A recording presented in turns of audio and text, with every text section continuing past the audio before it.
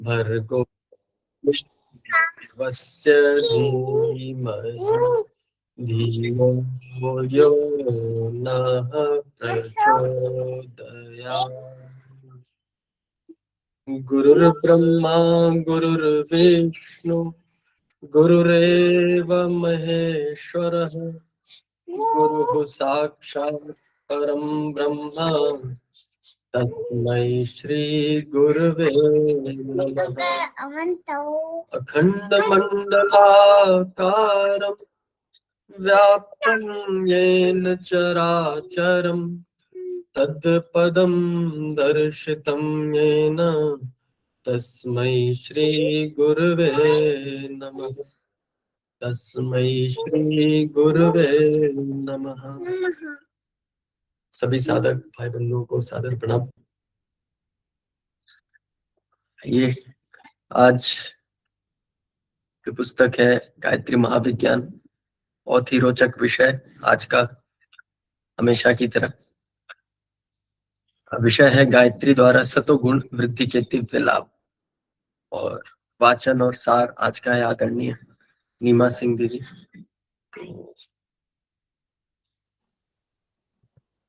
दीदी आप जी भैया, सभी को प्रणाम।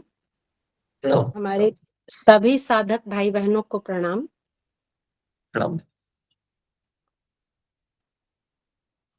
आज का विषय है गायत्री द्वारा सतोगुण वृद्धि के दिव्य लाभ। गायत्री सद्बुद्धिदायक मंत्र है। वह साधक के मन को, अंतःकरण को। भैया आवाज आ रही साहब? जी दीदी जी आ रही है, बहुत अच्छी आवाज। गायत्री सद्बुद्धिदायक मंत्र है। वह साधक के मन को, अंतःकरण को, मस्तिष्क को, विचारों को सन्मार्ग की ओर प्रेरित करता है। गायत्री के अर्थ में भी यही गुरुदेव दिए हुए हैं। उस प्राण स्वरूप, दुख नाशक, सुख स्वरूप, श्रेष्ठ, तेजस्वी, पाप नाशक, देव स्वरूप परमात्मा को हम अपने अंतरात्मा में धारण करें। वह परमात्मा हमारी बुद्धि को सन्मार्ग की ओर प्रेरित करे। यह गुरुदेव ये बताना चाहते हैं, सत तत्व की वृद्धि करना उसका प्रधान कार्य है। साधक जब इस महामंत्र के अर्थ पर विचार करता है तो वह समझ जाता है कि संसार की सर्वोपरि समृद्धि और जीवन की सबसे बड़ी सफलता सद्बुद्धि को प्राप्त करना है। यह मान्यता सुदृढ़ होने पर उसकी इच्छा शक्ति इसी तत्व को प्राप्त करने के लिए लालायित होती है। यह आकांक्षा मनोलोक में एक प्रकार का चुंबकत्व उत्पन्न करता है। जब आत्म साक्षात्कार के लिए हम लालायित हो जाते हैं, दिन रात यही इच्छा होती है कि कब हमें आत्म साक्षात्कार होगा, तो यह आकांक्षा मनोलोक में एक प्रकार का चुंबकत्व उत्पन्न करती है। उस चुंबक की आकर्षण शक्ति से निखिल आकाश के ईथर तत्व में भ्रमण करने वाली प्राण को भी यहाँ ईथर बताया गया। निखिल आकाश के ईथर तत्व में भ्रमण करने वाली सतोगुणी विचारधाराएं, भावनाएं और प्रेरणाएं खींच खींच कर उस स्थान पर जमा होने लगती। विचारों की चुंबक शक्ति का विज्ञान सर्वविदित है। यह हम सब जानते हैं। गुरुदेव कहते हैं सर्वविदित है कि विचार जैसा हम विचार करते हैं वैसे वो अपने सजातीय विचारों को लेकर हमारे पास आ जाते हैं। अगर गलत विचार करें तो सब गलत विचार मेरे मन में आने लगता है, और अगर सही विचार करें तो सही विचार हमारे अंदर आने लगता है। एक जाति के विचार अपने सजातीय विचारों को आकाश से खींचते हैं। कहते हैं कि वो अपने अकेले नहीं आते, अपने सारे रिश्तेदारों को, अपने सजातीय विचार के जितने उसके हैं, जितने आकाश में उस विचार के लोग अपने विचारों को, उनका विचार जो घूम रहा हो, विचार तो अमर है, शब्द अमर है, मिटता नहीं, वो सब खींचे चले आते। फलस्वरूप संसार के मृत और जीवित सत्पुरुषों के फैलाए हुए अविनाशी संकल्प जो शून्य में सदैव भ्रमण करते रहते, गायत्री साधक के पास दैवी वरदान की तरह अनायास ही आकर जमा होते रहते हैं। अभी यहाँ गुरुदेव हम लोगों को बता रहे हैं कि गायत्री साधक के पास दैवी वरदान की तरह अनायास ही आकर जमा होते रहते हैं और संचित पूंजी की भांति उनका एक बड़ा भंडार जमा हो जाता है। इसीलिए गुरुदेव बताए हैं कि मंत्र जप करते समय कभी नेगेटिव बातों को ना सोचें। मंत्र जपते समय कभी इधर उधर की अनर्गल बातों को ना सोचें। वो भी हमारे मन भूमि में झाड़ी झंखाड़ी बनकर आ जाता है और हमें परेशान भी करता है। अब यहाँ गुरुदेव कहते हैं कि वरदान की तरह अनायास ही आकर जमा होते रहते हैं और संचित पूंजी की भांति उनका एक बड़ा भंडार जमा हो जाता है। शरीर और मन में सतोगुण की मात्रा बढ़ने का फल आश्चर्यजनक होता है।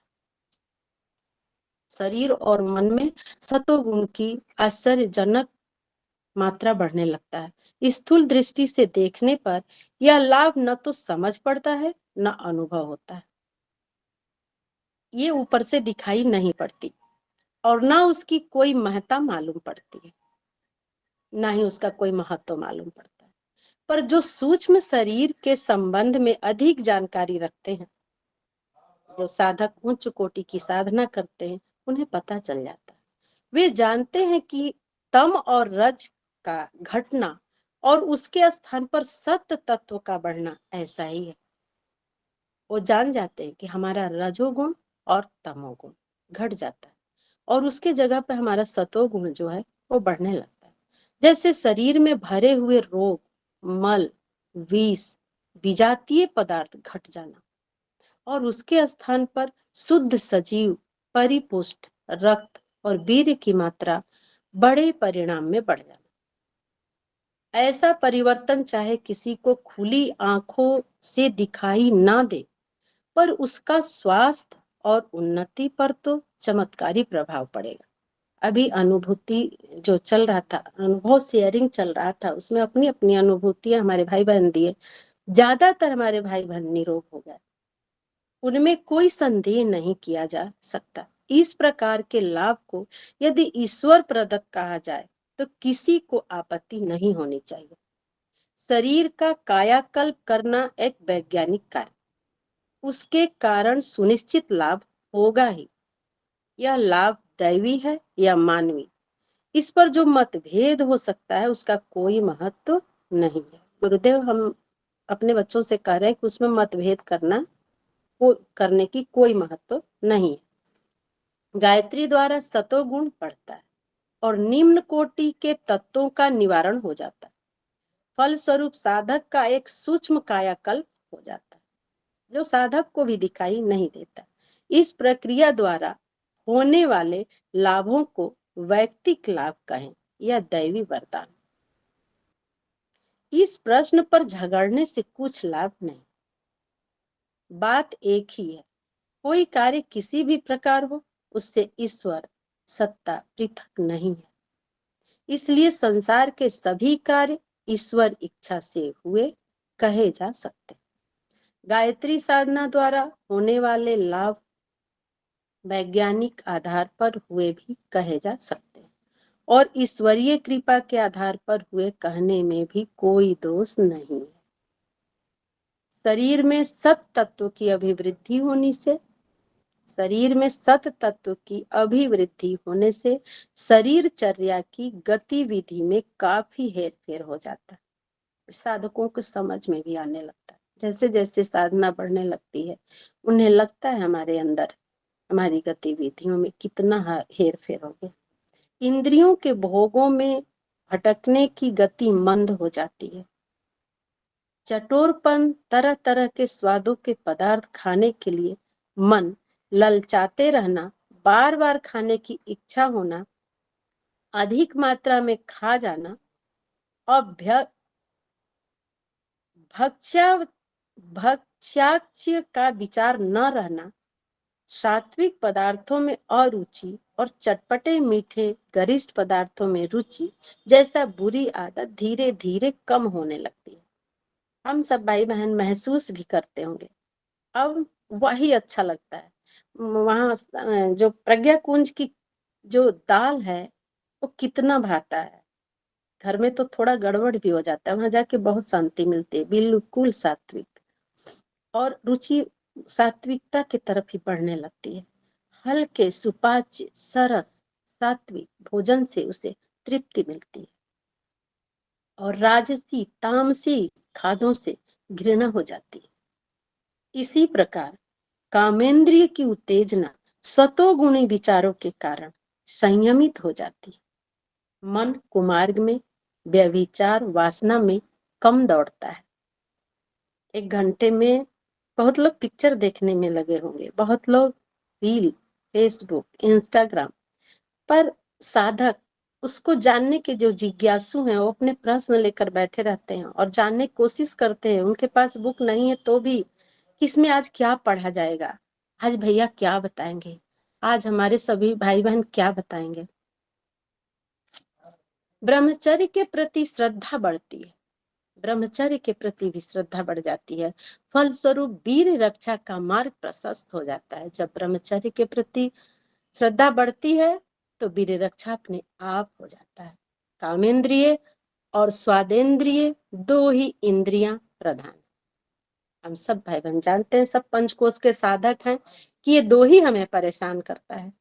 इनका संयम होना स्वास्थ्य रक्षा और शरीर वृद्धि का प्रधान हेतु।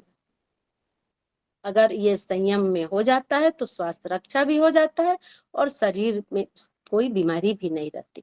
इसके साथ साथ परिश्रम, स्नान, निद्रा, सोना, जागना, सफाई, सादगी और अन्य दिनचर्याएं भी सतोगुणी हो जाते हैं, जिनके कारण आरोग्य और दीर्घ जीवन की जड़ें मजबूत होती है। उसके कारण हमारा दिनचर्या भी सही हो जाता है। मानसिक क्षेत्र में, अब गुरुदेव यहाँ शारीरिक क्षेत्र की बात की, अब मानसिक क्षेत्र की बात कर रहे हैं। मानसिक क्षेत्र में सद्गुणों की वृद्धि के कारण काम, क्रोध, लोभ, मोह, मद, मत्सर, स्वार्थ, आलस्य, व्यसन, व्याभिचार, छल, झूठ, पाखंड, चिंता, भय, शोक, कदर्य, सरीखे दोष कम होने लगते हैं। इसकी कमी से संयम, नियम, त्याग, ममता, निरहंकारिता, सादगी, निष्कपटता, सत्यनिष्ठा, निर्भयता, निश्चिंतता, निरालस्यता, शौर्य, विवेक, साहस, धैर्य, दया, प्रेम, सेवा, उदारता, कर्तव्य परायणता, आस्तिकता सरीखे सद्गुण बढ़ने लगते हैं। कोई गुण बाकी नहीं छोड़े गुरुदेव। इस मानसिक कायाकल्प का परिणाम यह होता है कि दैनिक जीवन में प्रायः नित्य ही आते रहने वाले अनेकों दुखों का सहज ही समाधान हो जाता है। इंद्रिय संयम और संयत दिनचर्या के कारण शारीरिक रोगों का बहुत बड़ा निराकरण हो जाता है। विवेक जागृत होते ही अज्ञान जन्य चिंता, शोक, भय, आशंका, ममता, हानि आदि के दुखों से छुटकारा मिल जाता है। कितने लोग शोकग्रसित हो जाते हैं तो विक्षिप्त हो जाते हैं, डिप्रेशन में चले जाते हैं, पागल भी हो जाते हैं, पर साधक को सारी शक्तियां मिल जाती है जिससे वो हंसते हंसते उसको झेल लेता है। ईश्वर विश्वास के कारण मति स्थिर रहती है। ईश्वर में इतना विश्वास और श्रद्धा हो जाता है कि उसकी मति स्थिर रहती है और भावी जीवन के बारे में निश्चिंतता बनी रहती है। उसको कल की भी चिंता नहीं रहती। धर्म प्रवृत्ति के कारण पाप, अन्याय, अनाचार नहीं बन पड़ते। अब वो एक साधक है, दिन रात वो अपनी समीक्षा कर रहा है कि मेरे में कहीं से कोई बुराई ना आ जाए, तो पाप कैसे कर सकता है। फलस्वरूप राजदंड, समाज दंड, आत्मदंड, यहाँ गुरुदेव जो अपने बस में नहीं है कहते हैं कि वो भी फलस्वरूप राजदंड, समाज दंड, आत्मदंड और ईश्वर दंड की चोटों से पीड़ित नहीं होना पड़ता। कितना बड़ा लाभ है। सेवा, नम्रता, उदारता, दान, ईमानदारी, लोकहित आदि गुणों के कारण दूसरों को लाभ पहुंचाता है, हानि की आशंका नहीं रहती। अब ईमानदारी, लोकहित, हर जगह उससे लोगों को, पड़ोसी हो या कोई, उसको लाभ ही पहुंचता है, या घर के लोगों, हानि की आशंका उससे किया ही नहीं जा सकता कि एक साधक किसी को हानि भी पहुंचाएगा। इससे प्राय सभी लोग उनके कृतज्ञ, प्रशंसक, सहायक, भक्त एवं रक्षक होते हैं। पारस्परिक सद्भावनाओं के परिवर्तन से आत्मा को तृप्त करने वाले प्रेम और संतोष नामक रस दिन दिन अधिक मात्रा में उपलब्ध होकर जीवन को आनंदमय बनाते चलते हैं। अब उसको प्रेम और संतोष का रस दिन दिन अधिक मात्रा में उपलब्ध होने लगता है, वो धन्य हो जाता है, आनंदमय बनाते चलते हैं और आनंद में रहने लगता है बराबर। इस प्रकार शारीरिक और मानसिक क्षेत्रों में सत तत्व की वृद्धि होने से दोनों ओर आनंद का स्रोत उमड़ता है। तभी गुरुदेव कहते हैं कि गायत्री की जो 10 भुजाएं हैं, 5 भौतिक है और 5 आध्यात्मिक। गायत्री साधक को किसी चीज की कमी नहीं रहती, उसको सब कुछ प्राप्त हो जाता है। गायत्री का साधक उसमें निमग्न रहकर आत्म संतोष का, परमानंद का रसास्वादन करता है।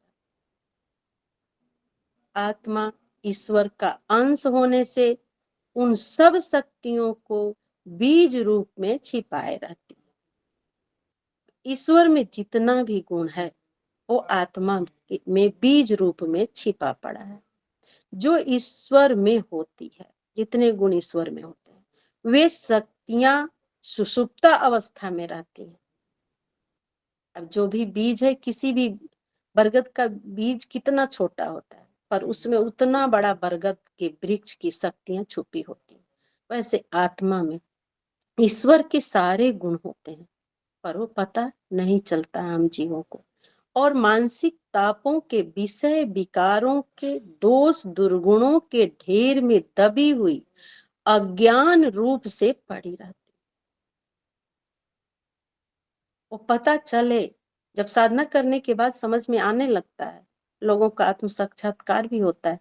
कि यहाँ गुरुदेव कहते हैं कि वो आत्मा ढकी हुई है तापों के विषय विकारों के दोष दुर्गुणों के ढेर में दबी हुई अज्ञान रूप से पड़ी रहती है। लोग समझते हैं कि हम दीनहीन, तुच्छ और अशक्त हैं, पर जो साधक मनोविकारों का पर्दा हटाकर निर्मल आत्म ज्योति के दर्शन करने में समर्थ होते हैं, वे जानते हैं कि सर्वशक्तिमान ईश्वरीय ज्योति उनकी आत्मा में मौजूद है।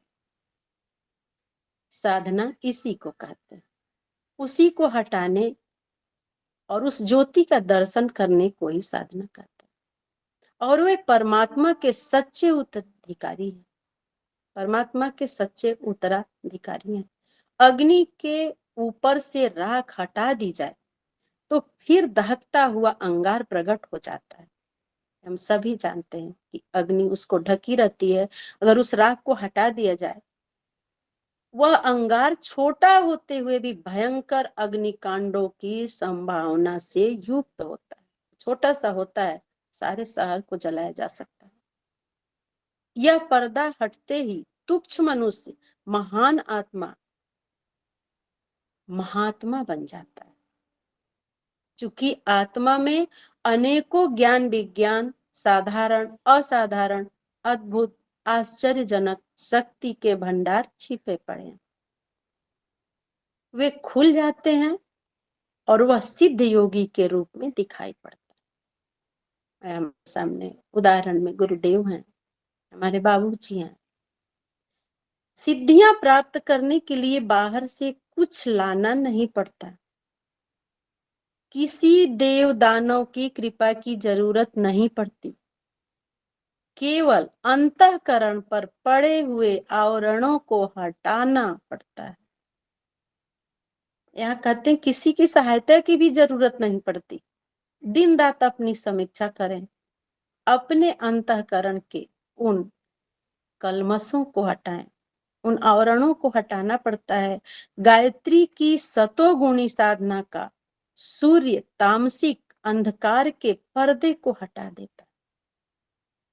गायत्री की सतोगुणी साधना सूर्य तामसिक अंधकार के पर्दे को हटा देता है और आत्मा का सहज ईश्वरीय रूप प्रकट हो जाता है। आत्मा का यह निर्मल रूप सभी रिद्धि सिद्धियों से परिपूर्ण होता है। गुरुदेव बहुत सब कुछ बता दिया। आत्मा का सहज ईश्वरीय रूप प्रकट हो जाता है। आत्मा का यह निर्मल रूप सभी रिद्धि सिद्धियों से परिपूर्ण होता है। ये खुद से ही होता है। ये साधक खुद जो साधना करता है वही इसको कर पाता है। गायत्री द्वारा हुई सतो गुणों की वृद्धि अनेक प्रकार की आध्यात्मिक और सांसारिक समृद्धियों की जननी है। अब गुरुदेव बताते हैं कि गायत्री द्वारा हुई सतो गुणों की वृद्धि अनेक प्रकार की आध्यात्मिक और सांसारिक समृद्धियों की जननी है। जो ये कर लेता है उसके पास अब किसी चीज की कमी नहीं रहती, वो आध्यात्मिक हो या सांसारिक हो। एक गायत्री ही ऐसी है, गायत्री साधना ही ऐसी है जो हमें दोनों सुख देता है, शरीर और मन की शुद्धि, सांसारिक जीवन को अनेक दृष्टियों से सुख शांतिमय बनाती, आत्मा में विवेक और आत्मबल की मात्रा बढ़ जाने से अनेक ऐसी कठिनाइयां जो दूसरों को पर्वत के समान मालूम पड़ती है, उस आत्मवान व्यक्ति के लिए तिनके के समान हल्की बन जाती है। अब यहाँ गुरुदेव हम लोगों को बता रहे हैं कि जो दूसरों को पर्वत के समान मालूम पड़ती है, उस आत्मवान व्यक्ति के लिए तिनके के समान हल्की बन जाती है। कहते हैं प्रारब्धवश अगर वो हमें मिलना भी है, छत पर से कोई 5 किलो वजनी पत्थर हमारे ऊपर गिरना है तो रुई गिर जाएगा 5 केजी का, और साफ साफ वो साधक बच जाएगा, उसका कुछ भी नहीं होगा और उसका प्रारब्ध भी कट जाएगा। उसका कोई काम रुका नहीं रहता, या तो उसकी इच्छा के अनुसार परिस्थिति बदल जाती है या वह परिस्थिति के अनुसार अपनी इच्छाओं को बदल देता है, दुख में भी सुख अनुभव करने लगता है। क्लेश का कारण इच्छा और परिस्थिति के बीच प्रतिकूलता का होना ही तो है। क्लेश का कारण इच्छा और परिस्थिति के बीच प्रतिकूलता का होना ही तो है। जब प्रतिकूल वातावरण हो जाता है तो दुख होता है। विवेकवान इन दोनों में से किसी को अपनाकर उस संघर्ष को टाल देता है और सुखपूर्वक जीवन भी स्वर्गीय आनंद की सुरसरी बहने लगती है। सुख और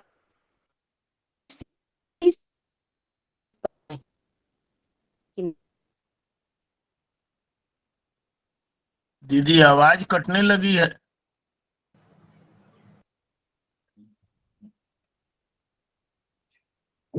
आवाज नहीं आ रही? नहीं दीदी, अभी बीच में थोड़ा सा डिस्टरबेंस हो रहा है, एक बार अच्छा इससे प्रयास कीजिए।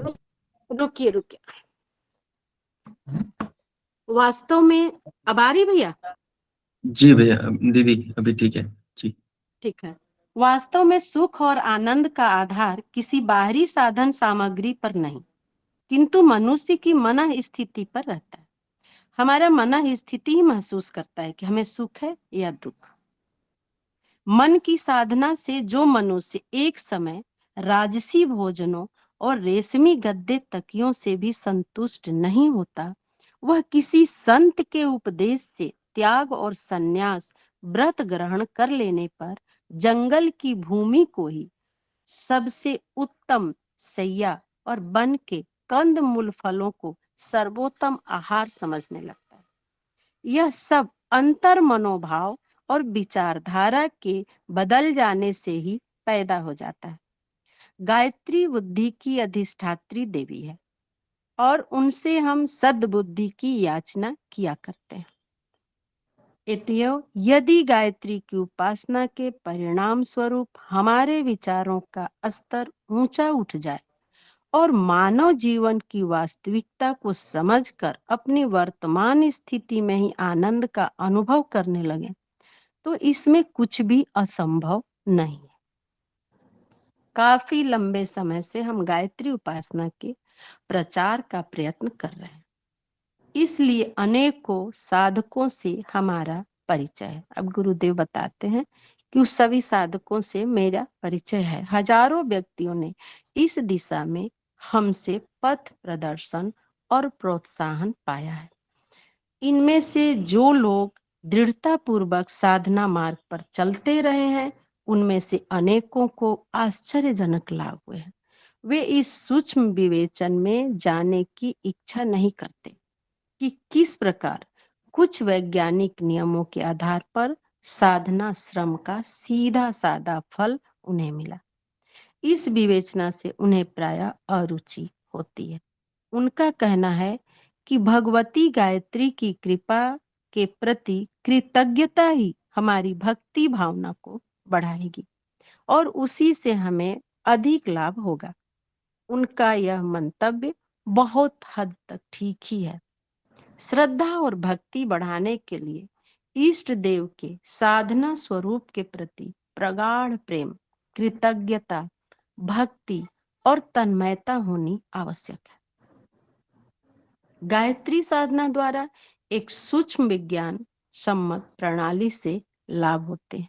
यह जानकर भी इस महातत्व से आत्म संबंध की दृढ़ता करने के लिए कृतज्ञता और भक्ति भावना का पुट अधिकाधिक रखना आवश्यक है। गायत्री उपासना से अनेकों को जो अनेकों प्रकार से लाभ हुए हैं, उनके बहुत सारे संस्मरण हमारे स्मृति पटल पर अब भी है। उनमें से थोड़े संस्मरण अगले पृष्ठों पर देने का इसीलिए प्रयत्न किया जा रहा है कि इन पंक्तियों के पाठक भी उस पथ का अनुसरण करके लाभान्वित हो सके। भैया यहीं तक था, करना था ना भैया? जी यहीं तक पढ़ा। प्रणाम जी भैया, सभी को प्रणाम। जो भी त्रुटि हुई हो उसके लिए माफी। जी दीदी, बहुत बहुत आभार आपका। कहते हैं ना दीदी कि हर विषय किसी न किसी के पास कुछ उद्देश्य से ही आता है। तो आज आपने जिस तरह से इस विषय को लिया है बहुत ही सहज तरीके से, और यह विषय भी ऐसा था कि आपने हर एक शब्द को, हर एक चिंतन को, गुरु जी के जो चिंतन है इस विषय में, उसको बड़े आनंद सहित आपने रखने का प्रयास किया है। बहुत ही सुंदर आज का विवेचन रहा दीदी, बहुत कम शब्दों में और बहुत ही स्पष्ट। इसके लिए बहुत बहुत आभार। ये इस चर्चा को आगे बढ़ाते हुए सभी अन्य साधक भाई बंधुओं से अनुरोध है कि आज के विषय पे अपना कुछ चिंतन व्यक्त करें, और कुछ प्रश्न हो तो उसके साथ भी सामने आए। जी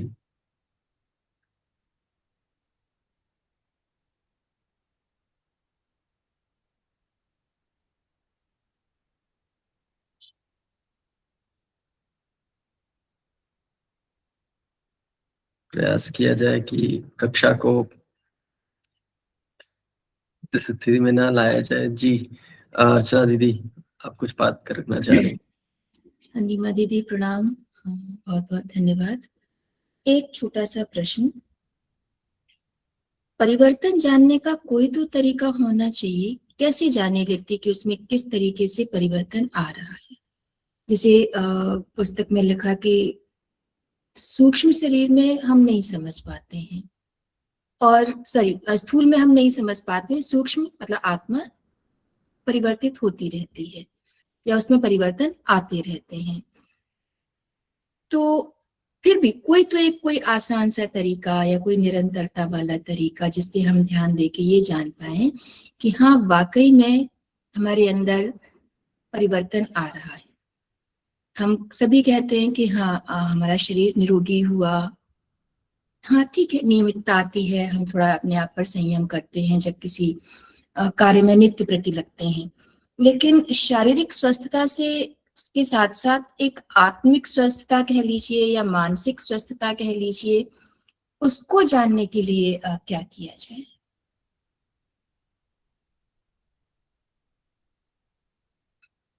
दीदी ये प्रश्न किससे है? आपसे। दीदी परिवर्तन आता है तो समझ में तो आने लगता है, ऐसा नहीं है, अंतर्मन शुद्ध होने लगता है। पता चला सामने वाला अगर कुछ बोलता भी है या कुछ उटपटांग कहता भी है तो उस पे तरस आती है। ये लगता है कि अभी इस बेचारे को कुछ पता नहीं, इसको माहौल नहीं मिला ऐसा, ये गुरुदेव इसके गुरुदेव नहीं है। अब उस पे तरस आती है दीदी, उस पे गुस्सा नहीं आता, ये अंतर मन का ही तो है। बहुत सी चीजों में अब कोई पहले तैस में आ जाते थे हम सब, गुस्सा आती थी, अब ऊपर मन से गुस्सा करना पड़ता है बच्चों के साथ भी, अंतर मन से गुस्सा नहीं आती है। अब उसकी चीजें दिखती है कि इस बेचारे को ये चीज अभी नहीं मिला है जो हमें मिल रहा है। देवरानी जेठानी शादी ब्याह में जाइए, कहीं भी जाइए, उनकी फैशन को देखिए और चीजों को देखिए, और उनपे गुस्सा नहीं आता है, उनपे तरस आता है। ये लगता है कि इनमें परिवर्तन होता अगर हम लोगों की तरह ये भी किसी ऐसे गुरुदेव से जुड़ी होती, इस तरह से साधना कर रही होती। तो ये मन अंतःकरण का परिवर्तन ही तो है। कल गुस्सा आता था, आज नहीं आ रहा। बहुत सी चीजें हैं, घर में है, बच्चे हैं, हस्बैंड है, पड़ोस में है, उसको यूं इग्नोर कर दिया जाता है। ऊपर से थोड़ा दिखावटी भी, पर अंतर में कुछ नहीं। 2 मिनट के बाद तो पता नहीं वो कहाँ चला जाता है। फिर हम अपने में, अपने स्वाध्याय में लग जाते हैं, उसी के चिंतन मनन में लग जाते हैं। ये परिवर्तन ही तो है। धन्यवाद दीदी, लेकिन कुछ चीजें उम्र के साथ भी आती हैं। हाँ, चीजें उम्र परिस्थिति सिखा देती हैं। उम्र अनुभव, जैसे जैसे दीदी उम्र बढ़ता जाता है तो हमारी जो है अनुभव बढ़ता जाता है, उस चीज को हम झेलते हैं। फिर गुरुदेव को पढ़ते पढ़ते भी तो, लेकिन दीदी वो और एजों में नहीं आती। जो स्वाध्याय नहीं कर रहे हैं, जो साधना में नहीं है, उनको देखिए आप, वो बूढ़े भी हो जाते हैं, उनके अंदर ये बात नहीं आती। वो मरने के समीप भी आ जाते हैं, उनके अंदर ये बात नहीं आती। जो यहाँ जो साधक हमारे बैठे हुए हैं, वो जितने सुलझे, वो जितने कोई कोई भी प्रश्न कर ले, कितने शांति से उसको सुलझाते हैं। कोई उटपटांग भी बोल जाता है तो कितना धैर्य है सबके अंदर। आप देखिए यही सभी भाई बहनों में, क्यों नहीं अंतर, बहुत अंतर आ जाता है। दिन रात स्वाध्याय, वही मंत्र हमारी मनोभूमि को इतना निर्मल कर देते हैं। मंत्र, गायत्री मंत्र जपते जपते जपते जपते जपते जपते हमारा मनोभूमि एकदम, एक जगह बाबूजी बताते 1 चास 2 चास, मतलब उसकी जोताई करो 4 इंच 6 इंच नीचे, कितना कब तक आपकी मनोभूमि साफ नहीं होगी। बहुत लेकिन बढ़िया। अब उसमें बोना क्या है, तो जो ये स्वाध्याय चल रहा है दीदी, ये बो तो रहे हैं हम लोग अपने मनोभूमि में। अब हमारे, हम जुताई तो कर दिए, घास पतवार सब हटा दिए, सिंचाई भी किए, गुड़ाई भी, पर लगाए क्या बीज? ये अमन भैया का जो ग्रुप है, बाबूजी जो हम लोगों को मिल गए, अब हम लोग उस सात्विक बीज को अपने मनोभूमि में बो रहे हैं। अब वो जो पौधा बनेगा, पेड़ बनेगा, तो हाँ शायद मरते दम तक हम लोग आत्म साक्षात्कार पा ही जाए। और बाबूजी बिल्कुल, कहते हैं 10 साल में मिल जाएगा। बहुत बढ़िया दीदी, दो बहुत घंटा बढ़िया। 2 घंटा 3 घंटा आप अपने पे काम करें तो 10 साल काफी है। धन्यवाद दीदी। मीना दीदी प्रणाम क्या सभी बोल को रहे प्रणाम। जी दीदी बहुत बहुत आभार नीमा दीदी। मीना दीदी आपका हैंड रेज है जी, ये बात रख सकती हैं। जी भैया, सभी को प्रणाम। जैसा दीदी ने प्रणाम। प्रश्न किया, अर्चना दीदी ने, तो इस पर मैं आपको एक प्रैक्टिकली बात बताती हूँ। जैसा मोक्षिका ने क्लास ली थी और आप सबने सुना होगा, उसने काफी लंबे समय तक गायत्री मंत्र लेखन किया। तो प्रैक्टिकली मैं बता रही हूँ उस चीज को।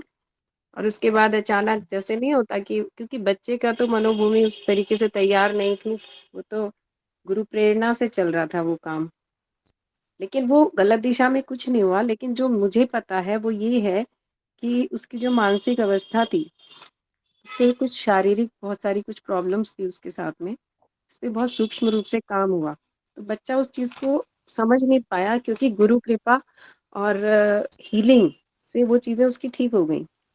उसके मनोवृत्ति में बहुत सारी चेंजेस आए, जो मैं तो देख पा रही हूँ। लेकिन वही है ना कि उस बच्चे को उतना नहीं पता कि मेरे साथ इतना फ़र्क मुझे पड़ा या नहीं पड़ा। तो जैसे आज सुबह ही इस बात पे बात हो रही थी, तो मैंने उसको जब इस पे बोला, तो उसने कहा नहीं, अभी मेरी इसमें श्रद्धा नहीं है। क्योंकि अभी ये समझाना बहुत मुश्किल है कि मैं तो जूझ रही थी ना बहुत सारी चीज़ों से, और बाबूजी का सूक्ष्म संरक्षण चल रहा था, उसकी हीलिंग चल रही थी, साथ साथ उसको उस समय पे सिर्फ यही था कि मुझे इस समस्या को दूर करना है। तो वो मंत्र लेखन करती रही, बहुत किया उसने, काफ़ी किया।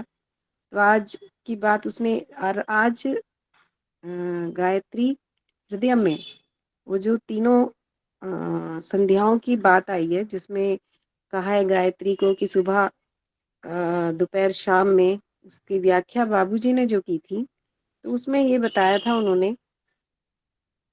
एक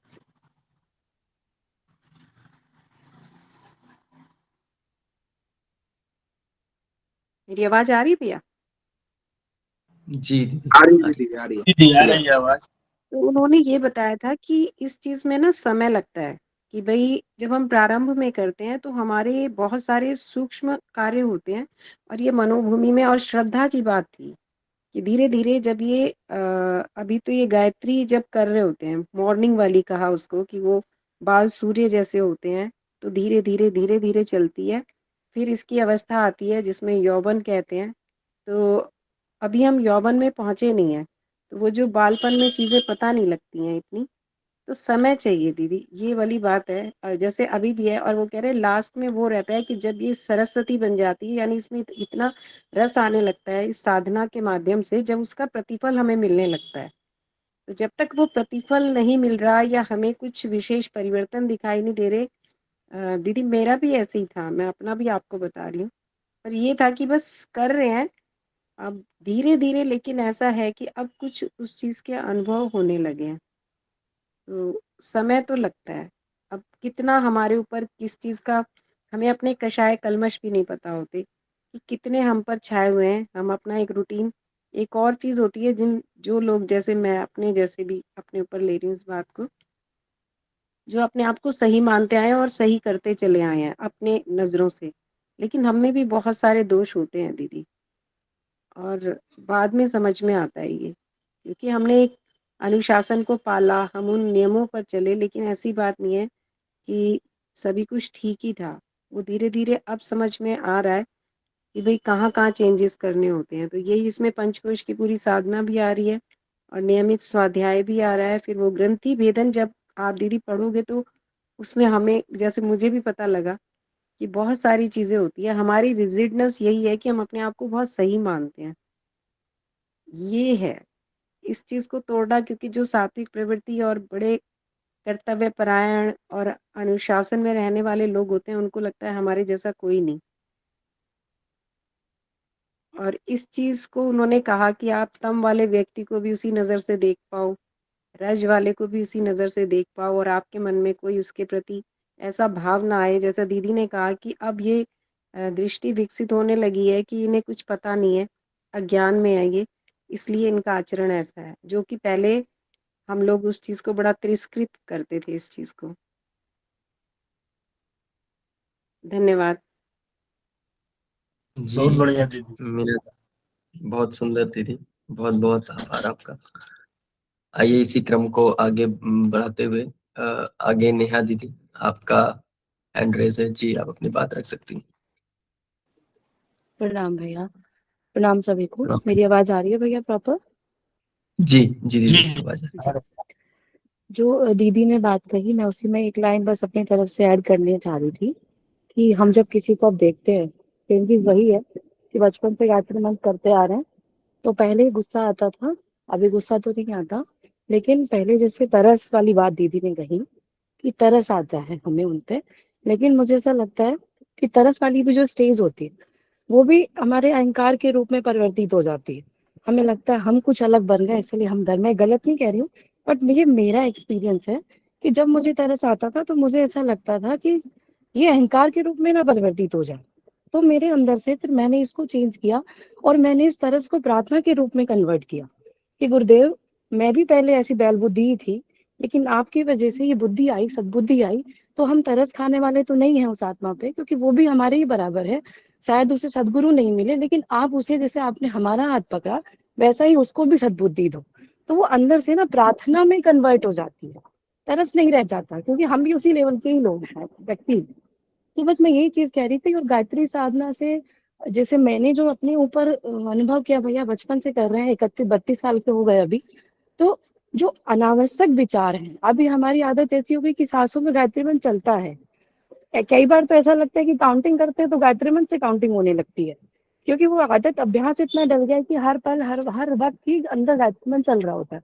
तो उससे ये मेरे जीवन में परिवर्तन आया कि जो अनावश्यक विचार है ना, जो मतलब मेरे मस्तिष्क की विचार, मतलब ऊर्जा खाने वाले थे, या जो मैं इधर उधर का अनर्गल सोचने वाली थी, वो अब सिर्फ गायत्री मंत्र में ही चला जाता है। तो मेरी एनर्जी, क्या चेंजेस आ रहा है उससे, ये चेंजेस आया है कि मेरा अंतर्मन बहुत शांत रहने लगा है। बाहर की चीजें अफेक्ट ही नहीं करती, क्योंकि बुद्धि में नहीं जाती।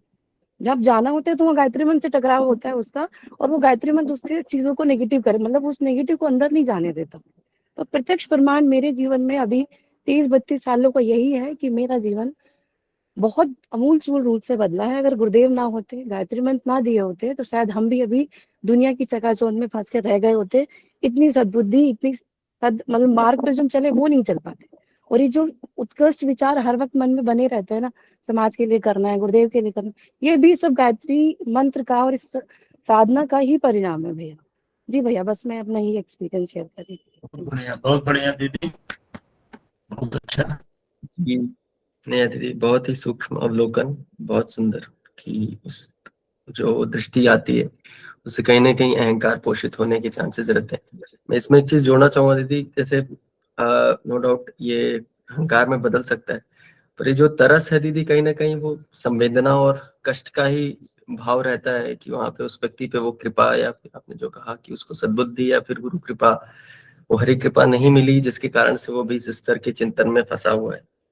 तो जहां तक मुझे जो समझ में आता है कि तरस से दीदी ने यही बताना चाहा कि वो एक संवेदना ही है, वो एक कष्ट है, जिसके कारण जो आत्मा है सामने वाली, वो उस स्तर का चिंतन पे नहीं है।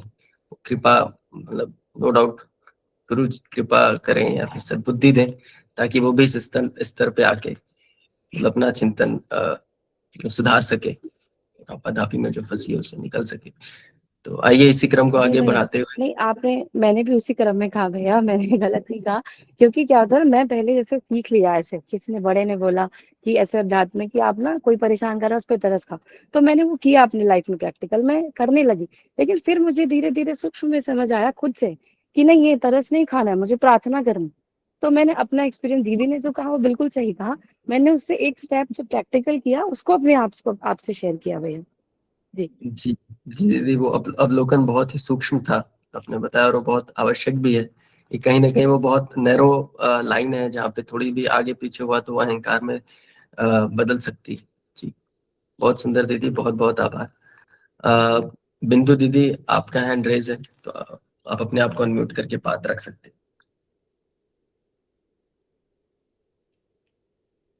आप सभी को प्रणाम, भैया दीदी सभी साथियों को प्रणाम। मुझे भैया ऐसा अनुभव होता है कि अपना शरीर बिल्कुल मुझे हल्का लगता है। इस सब में जुड़ जाने के बाद जब से मैं कर रही हूँ, शरीर एकदम हल्का लगता है, जैसे किसी कपड़े में धूल मिट्टी लिपट गया हो, झाग या धूल दे, कपड़ा हल्का लगता है, उसी तरह अपना लगता है। तो जैसे माला करते हैं, ध्यान में माला छूट जाता है और लगता है कि कहीं कुछ नहीं है, एकदम चला जाता है आदमी ध्यान में। उस तरह से जब से स्वाध्याय में आप लोगों से जुड़ी हूँ, पढ़ती हूँ या सुनती हूँ, तो लगता है मेरा शरीर एकदम हल्का है, ऐसा अनुभव। अब मुझे कहीं किसी का, मैं पहले से भी तो कोई बोलता था तो निगेटिव मेरे में आता ही है। मैं हमेशा उसका पॉजिटिव सोचती थी, मैं भी सोचती थी कि भाई इसके समझ में नहीं आ रहा गलती, ऐसे इसलिए ऐसा पिंडा है। तो मैं बिल्कुल, मुझे भैया जब से जुड़ी हूँ या जब से हो रहा कर रही हूँ, मैं तो 80 से जुड़ी हूँ, माला पूजा करती थी, लेकिन ऐसा सानिध्य नहीं मिल पाता था। शांति कुंज जाना चाहती थी मगर दूर था, मैं बनारस के पास हूँ, तो इसलिए तो मुझे उस दूरी पड़ जाता था। गुरुजी का भाई कहीं प्रवचन होता था, उस समय मोबाइल का भी कोई सुविधा नहीं था, तो मैं प्रवचन सुनना चाहती थी, ज्ञान सुने और मुझे समझ में आए। अखंड ज्योति पढ़ती थी, उससे मुझे बहुत मतलब ऊर्जा मिलता था, इसलिए मैं परिवार में, बच्चे भी अच्छे निकल गए, बहुत खुशी मिलती है, परिवार भी अच्छा था, सभी लोग खुश रहते थे। तो मैं बहुत अपने को अभी तक हल्का समझती हूँ यार। आप लोगों से जुड़ को तो जुड़ने के बाद तो पूछिए ही। आप सभी को प्रणाम भी, यही कहना चाह रही थी। जी दीदी, बहुत सुंदर अनुभव, बहुत अच्छी बात कि आपने इस बात को, अपने अनुभव को सामने रखा और हम सभी को अवगत कराया। असली ऊर्जा तो दीदी नो डाउट गुरुजी की है, जो जिनसे प्रेरणा पाकर सभी लोग इस चीज को आगे बढ़ा रहे हैं, तो उनके माध्यम से ही सब कुछ चल रहा है। तो असली शक्ति गायत्री शक्ति ही है। बहुत बहुत आभार आपका। मनीषा दीदी, आपका हैंड रेस है, आप बात रख सकती हैं। जी जी प्रणाम भैया, सभी साधक बहन भाइयों को मेरा प्रणाम। प्रणाम दीदी। भैया मेरी आवाज क्लियर है? जी दीदी, स्पष्ट है, क्लियर है। जी भैया, मैं एक बात बताना चाहती थी कि मैंने अपने जीवन में कई लोग ऐसे देखे हैं जो बिल्कुल साधनारत नहीं हैं, लेकिन वो इतने धीर गंभीर और सहनशील हैं कि उनको देखते ही बनता है। तो इसको हम गॉड गिफ्ट कहेंगे, क्या कहेंगे?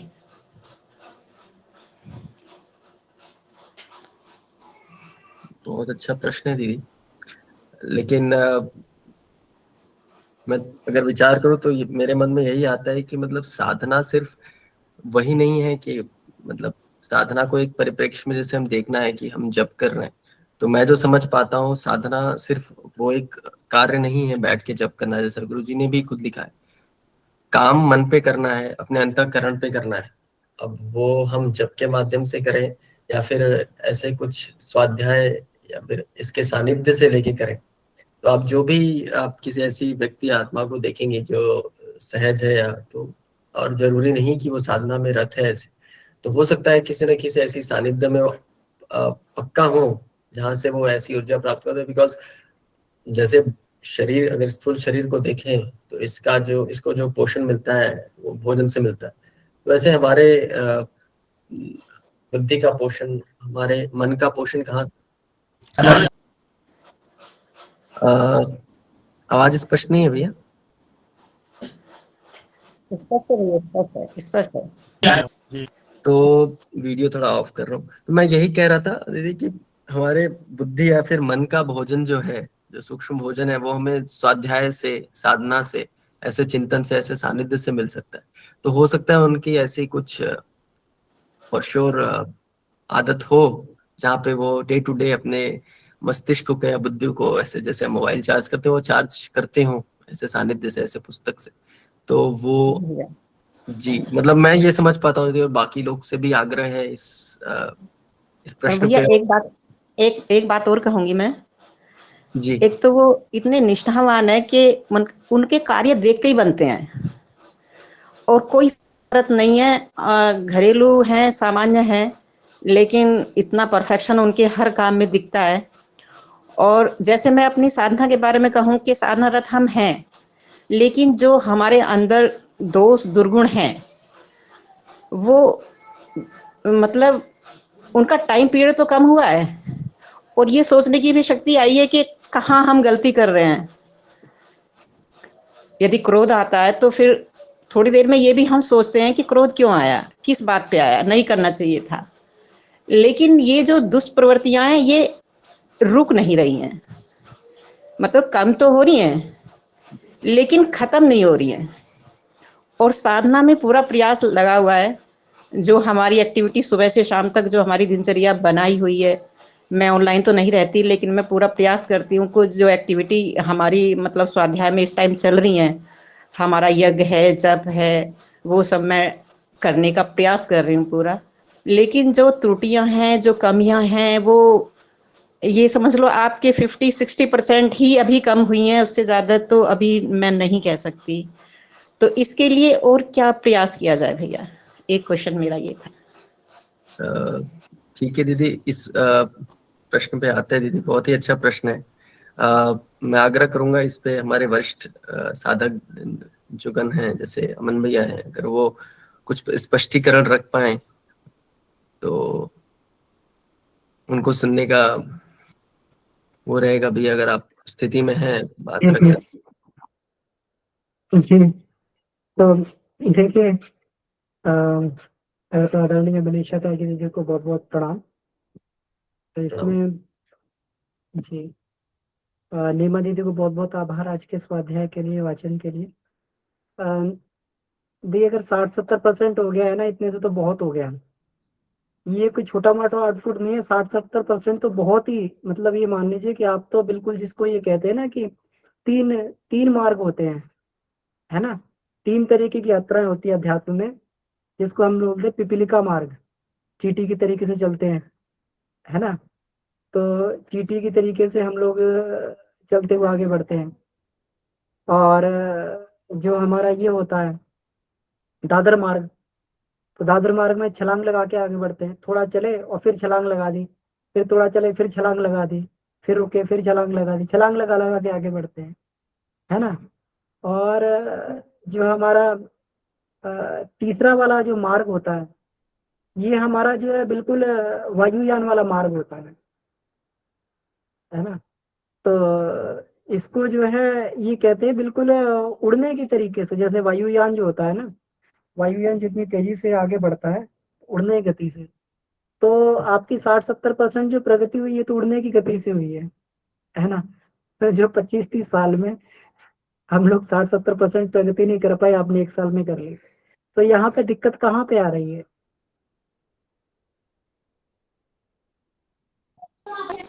दिक्कत यहीं पे आ रही है भैया, यदि इसी स्पीड से बढ़ी तो फिर जीवन तो इन्हीं कमियों को लेके चला जाएगा। नहीं, देखिए, धैर्य से हम लोग आगे बढ़ेंगे, जीवन नहीं चला जाएगा। जीवन कहाँ खत्म होता है? जीवन तो, आत्मा की यात्रा तो कभी खत्म ही नहीं होती है ना। जब भी आगे भी अगर ये यात्रा चलेगी तो और भी श्रेष्ठ उससे स्थिति से शुरू होगी, है ना। जहां हम जिस स्थिति में आज हैं उससे भी अधिक जो है हमें ये स्कोप मिलेगा अपना अपना ये आत्मिक परिष्कार करने के लिए।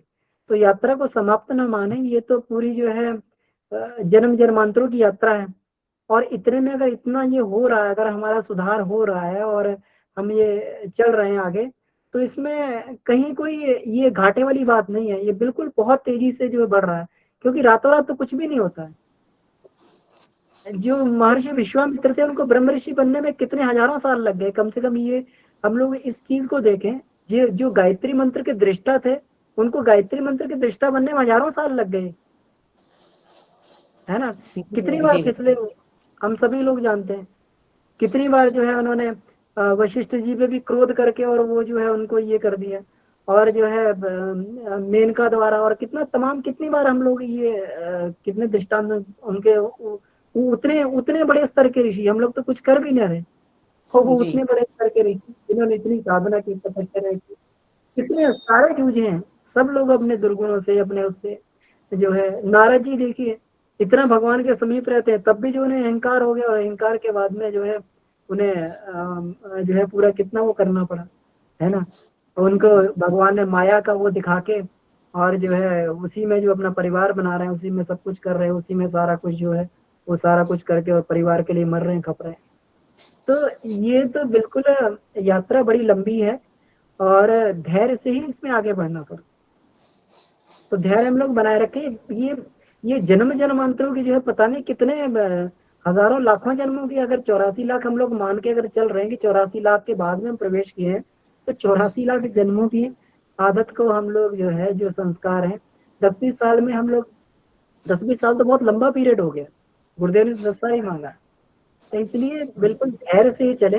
60-70% प्रगति बहुत होती है, एक्सीलेंट प्रगति इसको अध्यात्म में बोलते हैं, अगर किसी में 60-70% चेंज आ गया तो।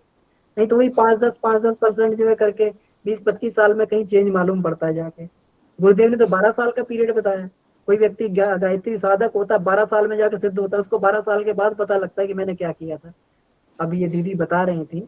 नहीं भैया, गुरुजी से तो बहुत पहले से जुड़े हुए हैं, तब से तो चेपे ही नहीं हम। गुरुजी से तो 94 में जब बुलंदशहर अश्वमेध यज्ञ हुआ था तब से जुड़े हैं, लेकिन तब से तो हम चल ही नहीं पाए। स्वाध्याय के जुड़ने के बाद ही हमें कुछ ये लगा है कि हाँ, हमें गुरुजी का साहित्य पढ़ना चाहिए। बस अखंड ज्योति पढ़ी और बंद कर दी, ना मनन है ना चिंतन है, कभी ऐसा रास्ता मिला ही नहीं। अब आपके सानिध्य में आके बड़ा अच्छा रास्ता मिला है, तो अब थोड़ा सा मनन चिंतन चलने लगा है। तो जी देखिए, इसमें ये नहीं, हम लोग ये नहीं समझना चाहिए कि तब तक दृष्टि नहीं मिली। हो सकता तब तक हमारी श्रद्धा परिपक्व नहीं थी, हुई थी उतनी, है ना। तो जैसे जैसे व्यक्ति की श्रद्धा बढ़ती है, उसी उसी तरीके से गुरुदेव उसको अनुदान देते हुए चले जाते हैं, वैसी साधना का मार्ग दिखाते हैं। तो समय लगता है इन सब चीजों में। तो जो आपने अखंड ज्योति भी पढ़ी, जो आपने जब तब भी किया, जो आप इसमें ये रहे, तो उससे धीरे धीरे मन में परिपक्वता आती है, मन में श्रद्धा बढ़ती है। फिर जब श्रद्धा बढ़ती है, श्रद्धा जब उसमें, जब ये इसमें कहते हैं ना उच्च स्तरीय साधना में प्रार्थना से बढ़ के, और ये एकदम आत्मा की चीत्कार तक पहुंच जाती है, व्याकुलता तक पहुंच जाती है ना। तो उस स्थिति को लाने में समय लगता है। जी भैया। जी। और जो जी। मैंने देखा भैया, कुछ लोग जन्मजाति इतने, क्या कहूँ मैं, टैलेंटेड होते हैं, इतने मतलब उनकी कार्य क्षमता इतनी अच्छी होती है और इतना मन भावन, मतलब सबको भा जाते हैं। वो उसे गॉड गिफ्ट कहेंगे, क्या कहेंगे भैया? गॉड गिफ्ट नहीं कहेंगे। अगर आपको अगली बार जन्म मिलेगा तो आपको भी सब यही कहेंगे कि आप जन्मजात क्षमताएं आपके अंदर है ना। अगर आपको भी अगला जन्म मिलेगा तो लोग यही कहेंगे इनके अंदर जन्मजात क्षमताएं, इनको गॉड गिफ्ट मिला है सब कुछ, जी आप भैया। जितनी मेहनत कर रहे हैं। जी जी भैया, जी बहुत बहुत बहुत धन्यवाद। धन्यवाद अमन भैया। इसी संदर्भ में नेहा दीदी ने एक विचार व्यक्त किया है मैसेज पे कि हर आत्मा की यात्रा होती है और वो अपने संचित संस्कारों के कारण उनका गुण और स्वभाव वैसा होता है, उनका मन और आत्मा परिपक्व होती है। तो जो भैया ने कहा दीदी कि संचित संस्कार हमारे जैसे होंगे, हम वहीं से फिर अगला जन्म शुरू करेंगे। तो हम बस स्थूलता देख पाते हैं, लेकिन सूक्ष्मता में परिपक्वता हम नहीं देख पाते। बहुत ही सुंदर इसका उत्तर जो भैया अभी कह रहे थे, उसी चीज को दीदी ने लिखा है। आगे कुंदन भैया का एक प्रश्न है भैया। गायत्री द्वारा सतोगुण की वृद्धि ये उनको पता है जिन्होंने इसको चखा है, वह इसको अनुभव किया है, लेकिन इसी बात को एक नए व्यक्ति को एक दावे के साथ कहना हो तो कैसे कह सकते हैं? उदाहरण स्वरूप किसी को मैं बोल सकूं कि आप गायत्री मंत्र को इतना दिन जप कीजिए तो आप अपनी स्थिति व परिस्थिति को बदलते देख सकते हैं, इसके बजाय कि उनका प्रारब्ध क्या है। तो इस प्रश्न पे भैया कुछ। बिल्कुल। अगर कोई श्रद्धा से गायत्री मंत्र जप करता है भैया, तो उसको तो 40 दिन में ही लाभ पता लगने लगता है ना। 40 दिन में कहते हैं ना कि ये बॉडी के सेल जो नए बनने लगते हैं, बनने लगता है, तो उसको तो 40 दिन में ही जो है वो लाभ दिखाई देने लगता है। तो ये लाभ तुरंत दिखाई देता है। व्यक्ति जो है शक्ति से अपने आप को भरा मानेगा, अपने अंदर आत्मबल की वृद्धि उसको ये पता लगेगी, अपने अंदर प्राणबल बढ़ा हुआ दिखाई देगा, है ना। तो ये बिल्कुल जो है, आप कॉन्फिडेंस से आप कह सकते हैं, अगर आपको अनुभव है तो आप बिल्कुल कॉन्फिडेंस से कह सकते हैं कि आप इतना करके देखिए तो आपको लाभ मिलेगा। इसीलिए 40 दिन का ये रखा गया है कि 40 दिन का एक अनुष्ठान हो जाता है, तो कम से कम 40 दिन तो करके देखना चाहिए। इतना तो हर कोई कर सकता है। जी। तो बिल्कुल कॉन्फिडेंस से कह सकते हैं, इतना करके देखिए आप, 1-2 महीने करके देखिए, आपको लाभ स्वयं पता लग जाएगा। जी भैया, बहुत बहुत आभार। जी कुंज बिहारी जी, आपका हैंड रेस है। जी भैया प्रणाम। प्रणाम भैया। मेरा 2 प्रश्न है अमन भैया। जीवन में आदमी प्रयत्न तो बहुत करता है, लेकिन एक चीज हमेशा मन में कोने में रहता है कि अगला जन्म कैसे मिलेगा, कहाँ जाएंगे, कैसे होंगे। ये मन में एक विचलन के तौर पे ये बार बार ये प्रश्न मन में की भावना में कहीं ना कहीं ये आता है कि अगली जो जन्म होगी कहाँ से शुरू होगी और फिर कैसे होगी। फिर गुरुदेव की जैसे ही हम बुक पढ़ते हैं तो थोड़ा सा मन में विश्वास आता है कि अगला जन्म अगर इस जन्म में गुरुदेव के साथ हैं तो गुरुदेव बचा लेंगे, ये विश्वास आता है। और दूसरा चीज, अभी विनायक जी बोल रहे थे कि एक गायत्री साधक को कैसे समझाएं, तो मैं एक छोटी सी घटना मैं अपनी जिंदगी के बारे में आपसे बता रहा हूँ कि मेरे एक मित्र हैं जिनको मैं बोला था, वो मांस मछली खाते थे। मैं उनको बोला कि आप ऐसा करें कि मांस मछली खाएं, कोई दिक्कत नहीं है, गायत्री मंत्र की 24 बार आप उच्चारण करके सूर्य को जल दें। और वो 24 बार पढ़ते पढ़ते वो थोड़ा सा ध्यान भी करने लगे सूर्य का। और एक दिन हमसे मिले और बोल रहे हैं कि अरे तुम हमको क्या बता दिए हो भाई कि मस्तिष्क में माथा के बिल्कुल ऊपर कुछ अजीब दिव्य हलचल जैसा हमको महसूस हो रहा है, क्या हो रहा है। हम उनके बातों को अनदेखा कर दिए। हम कहें कि भाई थोड़ा सा इनको अभी इनको नहीं सुनना चाहिए, इनको थोड़ा सा और प्रेरणा देना चाहिए, कुछ और करें। लेकिन वो उस समय डरे हुए थे। फिर हमको शाम को सेम रिपीट किए तो हम कहें कि ये अनुभूति आपको बहुत जल्दी होना शुरू हो गई और ये आप बहुत सौभाग्यशाली हैं कि आपको ऐसी अनुभूति हो रही है। फिर अब उनका ये नतीजा है उस व्यक्ति का कि वो 1.5 घंटा जप करते हैं प्रतिदिन, 1.5 घंटा। और मैंने उनको और जितना पोषण हो सकता था मैंने उनको पोषण किया उनका, और व्यक्ति मांस मछली सब कुछ छोड़ चुके हैं। तो आपकी मनोभूमि कैसी रहती है और कौन आपको गाइड कर रहा है इसके ऊपर डिपेंड करता है, कैसे उसको हैंडल किया जा रहा है, कैसे उनकी उनके अंदर और भावना को तीव्र किया जा रहा है ताकि वो गायत्री मंत्र को समझ सके। हमने उनको गायत्री मंत्र की 7 शक्तियों के बारे में बताया, प्राण स्वरूप, दुखनाशक, सुख स्वरूप, श्रेष्ठ, तेजस्वी, पापनाथ, सबको एक एक करके उनको समझाया है कि ये ईश्वरीय गुण है और इसको साधक धारण करता है, ऐसी ही मनोभूमि अपनी बनाता है तो ईश्वर की सारी गुण को आप प्राप्त कर लेंगे, जिसका नतीजा हमने साक्षात देखा है। और हमने कुछ अपनी अनुभूति उनको बताया, शेयर किया कि इसे घबराना नहीं है, ये बहुत अच्छी दिव्य बात है। और इसको हमने ये भी कहा कि आप किसी से कहिए भी नहीं, गायत्री साधक को ही सब बताइए और चुप रहिए। इसका मैंने लाइव एग्जांपल आपको बताया है कि हमने इसको देखा है और ये जिस व्यक्ति को बताया वो काफी प्रभावित हुआ हमारे उस बात से। अब अमन भैया जरा उस बात को, मेरे पहले प्रश्न का जरा जवाब दीजिए कि हाँ कैसे ही सारे हम लोग तो कछुए के समान हैं, अभी धीरे धीरे चल रहे हैं, गुरुदेव के बताए हुए रास्ते पे बढ़ रहे हैं और छोटी थोड़ी बहुत जो अनुभूति, बहुत तो कुछ अनुभूति होती नहीं है। नहीं तो हम लोग कैसे इस बात को, कैसे अपने अंदर श्रद्धा को और बनाए रखें और कैसे कुछ प्राप्त कर सके इस साधना से। भैया आज तो समय हो गया है तो मेरा निवेदन है, क्योंकि इस पे थोड़ा सा लंबी चर्चा होनी चाहिए, है ना। आपका प्रश्न बहुत अच्छा है। तो आज के लिए, क्योंकि 3 मिनट वैसे ही अतिक्रमण कर चुके हैं हम लोग, तो कल हम लोग इस प्रश्न पे चर्चा करेंगे भैया जी। क्षमा करें, समय की बस बाध्यता जी है। धन्यवाद, कोई बात नहीं, लेकिन इस प्रश्न को याद रखिएगा। बिल्कुल बिल्कुल भैया, बिल्कुल याद है जी। ठीक, जी प्रणाम भैया, बहुत बहुत आभार। अभी समय हो गया है और आदरणीय प्रहलाद जी भाई साहब और वीरेंद्र जी भाई साहब का भी हैंड रेस था और उनको हम नहीं ले पाए हैं। उन्होंने समय हो गया है, कल हम चर्चा कर सकते हैं। आप लोग की बात रखना वो हो गया है, रह गया है।